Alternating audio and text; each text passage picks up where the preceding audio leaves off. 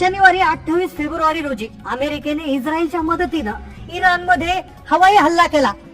त्यामध्ये इराणचे सर्वोच्च नेते खामेनी यांचा मृत्यू झाला. याची पुष्टी स्वतः डोनाल्ड ट्रम्प यांनी केली आणि इथूनच संपूर्ण जगाला हादरवणारा तो नवीन युद्धाचा अध्याय सुरू झाला. सगळीकडे बातम्यांचा पाऊस सुरू आहे. इराण इस्रायलच्या युद्धात अमेरिकेने उडी घेतली, पण इराण शांत बसला नाही. त्यांनी या हल्ल्याचा बदला घेण्यासाठी दुबईतल्या सगळ्यात उंच बुर्ज खलिफावर हल्ला केला. त्यानंतर कतारमध्ये बॉम्ब हल्ले केले. अबू धाबीवर ड्रोन हल्ल्याचा पाऊस पाडला. अगदी काही तासातच 500हून अधिक मिसाईल्स या 3 देशांमध्ये सोडल्या. विमानतळावर हल्ले केले, ज्यामुळे दुबई विमानतळावरच्या सगळ्या फ्लाईट कॅन्सल झाल्या. भारतीय लोक त्या देशांमध्ये अडकले आहेत. त्यांना परत कसं आणायचं हा प्रश्न भारत सरकारला पडलाय. सगळीकडे बातम्यांचा पाऊस सुरू आहे, पण सर्वसामान्य माणसाला प्रश्न पडलाय की इराण आणि इस्रायलच्या युद्धामध्ये अमेरिका कसं काय मध्ये आली? इराण आणि इस्रायलच्या या इतक्या भयंकर युद्धाचं कारण नेमकं काय आहे? आणि युद्ध जर अमेरिका, इस्रायल आणि इराण मध्ये असेल तर इराण त्याच्या शेजारच्या दुसऱ्या देशांवर का हल्ले करत आहे? इराणने बुर्ज खलिफावर का हल्ला केला? कतार आणि अबू धाबीवर का मिसाईल सोडले? तसेच आता या युद्धामध्ये 3 ते 4 देशांनी पुन्हा उडी घेतलेली आहे. पण हे तिसरं महायुद्धाचं याच्यात रूपांतर होणार का? आणि जर हे झालं तर भारत याच्यामध्ये काय कुठली भूमिका घेणार? कारण 5 मिनिटापूर्वी भारताने आपली भूमिका जाहीर केलेली आहे. भारत कोणाची साथ देणार हे डायरेक्ट सांगितलेलं आहे. मग या युद्धाचा भारतावर काय परिणाम होणार? काही दिवसापूर्वी देशाचे पंतप्रधान मोदी इस्रायलच्या दौऱ्यावर होते. भारताचे आणि इस्रायल आणि इराण या दोन्ही देशांचे घनिष्ठ संबंध आहे. मग अशा परिस्थितीत भारत कोणाची बाजू घेतोय? 5 मिनिटापूर्वी भारताने आपली अधिकृत भूमिका स्पष्ट केली आहे. भारत आता कोणाच्या पाठी उभी राहणार? हे तिसरं महायुद्ध आहे का? इराणमध्ये खोमेनी नंतर कोणाकडे सत्ता गेलेली आहे? आता या युद्धाचा परिणाम भारतावर कशा पद्धतीने होणार? सगळ्यात महत्वाचा मुद्दा म्हणजे हे युद्ध जर असंच चालू राहिलं तर सर्वसामान्यांना कोणत्या वस्तू महाग होणार? सर्वसामान्यांच्या बजेटवर कसा परिणाम होणार? हे युद्ध होण्यामागचं खरं रिअल कारण नेमकं काय आहे? चला जाणून घेऊया या संपूर्ण घटनेचा सविस्तर रिपोर्ट. एक घटना जिने संपूर्ण जगाच्या नकाशावर खळबळ उडवून टाकली. 28 फेब्रुवारीला नक्की काय झालं? इराणची राजधानी तेहरान नेहमीप्रमाणे शांत होती, पण अचानक रात्री आकाशात इस्रायली फायटर जेट्स दिसली. अमेरिकेच्या मदतीनं इस्रायलने इराणच्या 30 महत्वाच्या ठिकाणावर धडाधड हल्ले चढवले. त्यांचा मुख्य उद्देश वेगळाच होता. त्यांना हवा होता इराणचा सगळ्यात मोठा चेहरा आयातुल्ला अली खोमेनी. रिपोर्टनुसार खामेने एका सुरक्षित ठिकाणी खास सल्लागारांसोबत मीटिंग करत होते. या गुप्त मीटिंगची माहिती इस्रायली गुप्तहेर संस्था मोसादला आधीच लागली होती.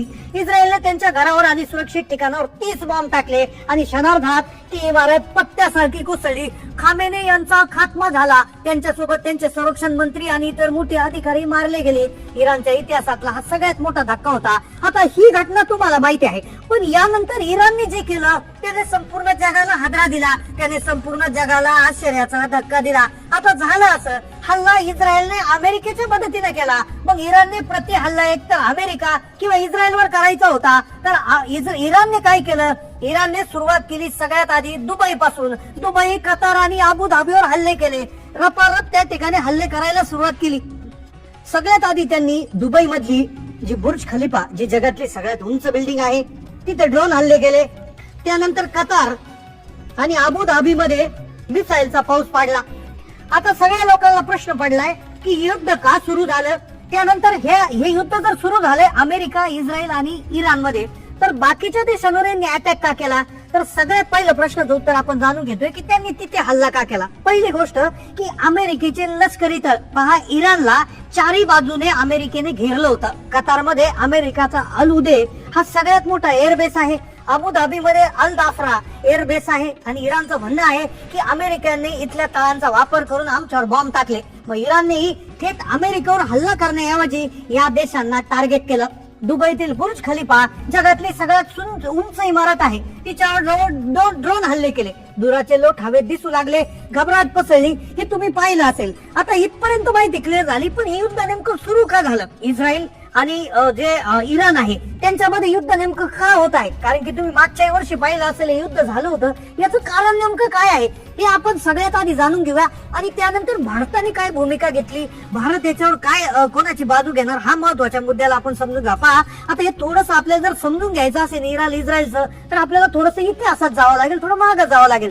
तुम्हाला ऐकून आश्चर्य वाटेल 1979 साली इराण आणि इस्रायल एकमेकांचे पक्के दोस्त होते. म्हणजे 1979च्या आधी हे एकमेकांचे प्रचंड दोस्त होते. इराण हा पहिला मुस्लिम देश होता ज्याने इस्रायलला मान्यता दिली होती. पण मग बिनसलं कुठे 1979 मध्ये इराणमध्ये इस्लामिक क्रांती झाली. आयातुल्ला खोमेनी सत्तेत आले आणि त्यांनी जाहीर केलं की इस्रायल हा इस्लामचा शत्रू आहे. तेव्हापासून या दोन देशांमध्ये एक प्रकारचं छुपयुद्ध सुरू झालं. इराणने इस्रायलला संपवण्यासाठी हमास आणि हिजबुल्लांसारख्या संघटनांना मदत करायला सुरुवात केली, तर इस्रायलने इराणचे अणुप्रकल्प उद्ध्वस्त करण्याची शपथ घेतली. गेल्या अनेक वर्षापासून एकमेकांवर गुपचूप वार करत होते, पण खरं युद्ध 28 फेब्रुवारीला उघड झालं. आता एक कारण समजलं होतं की इराण आणि इस्रायलमध्ये हा जो वाद होता तो 1979 पासून होता. इस्रायलला दाबण्यासाठी यांनी काही संस्थांना पैसे दिले, तर इस्रायलने त्यांचे अणुप्रकल्प इराणचे उद्ध्वस्त करण्याची शपथ घेतली होती. मग सगळ्यात महत्वाचा विषय आहे की भारताची परिस्थिती नेमकं काय आहे, अमेरिकेने याच्यात का उडी घेतली, भारताने नेमकं काय विषय केलेला आहे, भारत आता कशी भूमिका घेणार हे देखील जाहीर केलं. मग आता याच्यात अमेरिकेने का उडी घेतली हा महत्वाचा प्रश्न आहे. याचं कारण आहे 2025 साल. 2025 मध्ये इराण आणि इस्रायलचं युद्ध आणि इराण समर्थित गटांशी झालेल्या संघर्षामुळे इस्रायलच्या नेत्यांनी जानेवारीमध्ये इराणला वारंवार इशारा दिला होता की तुमचा अण्वस्त्र कार्यक्रम आणि क्षेपणास्त्र क्षमताचा अनियंत्रित विस्तार करू नका. म्हणजे ते अणुबॉम्ब बनवत होते आणि अणुबॉम्ब बनवू नका असं सांगितलं गेलं होतं. आणि त्यात अमेरिकेने उडी घेतली. अमेरिकेने लास्ट डेट दिली होती, शेवटची तारीख सांगितली होती 28 फेब्रुवारी. जर तुम्ही 28 फेब्रुवारी पर्यंत तुमचा अण्वस्त्र कार्यक्रम थांबवला नाही, तुम्ही अणुबॉम्ब तयार करण्याची प्रक्रिया जर थांबवली नाही तर तुमच्यावर हल्ला चढवणार. आणि अमेरिकेने करून दाखवलं. अमेरिकेने इराणची राजधानी तेहरानवर हल्ला चढवला आणि त्यामुळे संपूर्ण आशिया खंडामध्ये एक प्रकारचा कोलाहल माजला आहे. आता हा झाला विषय अमेरिकेची उडी घेण्याचा. आता भारताचा विषय काय आहे, आता भारताची परिस्थिती अशी आहे इकडे आडन तिकडे वीर. कारण की काय झालं, मागच्या आठवड्यात पंतप्रधान मोदी इस्रायल मध्ये होते की ते आपले मोठे संरक्षण करार झाले. इस्रायल आपल्याला कठीण काळात मदत करणारा देश आहे. आणि दुसरीकडे इराण मध्ये देखील एका बंदरात भारताने हजारो कोटी रुपये लावलेले आहे. आता जर भारताने दोघांपैकी एकाचीही बाजू जर घेतली तर अमेरिका नाराज होईल आणि इस्रायलची घेतली तर इराणशी संबंध बिघडतील. इकडे आग आणि तिकडे वीर समोर आले आहे. त्यामुळे भारताने 5 मिनिटापूर्वी आपली भूमिका जाहीर केली. भारत म्हटलंय की आम्ही कोणाची बाजू घेणार नाही, आम्हाला शांतता हवी. भारताने दोन्ही देशांना संयम बाळगण्याचं आवाहन केले. पडद्यामागे भारत आपल्या नागरिकांना सुखरूप काढण्यासाठी प्रयत्न करत आहे, हीच भूमिका आहे. आता सर्वसामान्यांच्या खिशावर नेमकं काय परिणाम होणार पहा. पेट्रोल डिझेलचा सगळ्यात मोठा साठा इराणमध्ये आहे, त्यामुळे पेट्रोल डिझेल वाढणार. सोने चांदी अनिश्चिततेमुळे शेअर बाजार पडतो, सोने चांदी वाढणार. खाद्यपदार्थाचे आयात निर्यात आणि तिकडून येणारे खजूर किंवा ड्रायफ्रूट सुकामेवा सारखे पदार्थ देखील प्रचंड प्रमाणात वाढू शकतात. आता खामेने यांच्या मृत्यूनंतर इराण शांत बसेल असं वाटत नाही. त्यांचा मुलगा मुस्तफा खामेने यांनी आता सूत्रे हातात घेतली आहे आणि इराणी सैनिकांनी जो इशारा दिलाय हा काळ शांततेला नाहीये तर महायुद्धाची तयारी असं सांगितलंय. आता जो मध्य आशिया जो आहे तो ज्वालामुखीच्या तोंडावर बसलाय. तिसरं महायुद्ध कधी होऊ शकतं अशी शक्यता निर्माण झालेली आहे. आता भारताचा जो पवित्र आहे, भारताची जी भूमिका आहे याच्यावर तुम्हाला काय वाटतं? तुमच्या मते या युद्धाचे परिणाम भारतावर आणि सर्वसामान्य माणसावर कसे होऊ शकतात? तुमचं या युद्धावर नेमकं मत काय आहे? अमेरिकेने घेतलेली भूमिका नक्की योग्य आहे का? इराणने घेतलेला जो पवित्र आहे तो तुमच्या मते खरंच योग्य आहे का? नक्की कमेंट करून कळवा. चॅनलला नवीन असेल तर सबस्क्राईब करा. धन्यवाद. Subscribe now and press the bell icon. Never miss an update.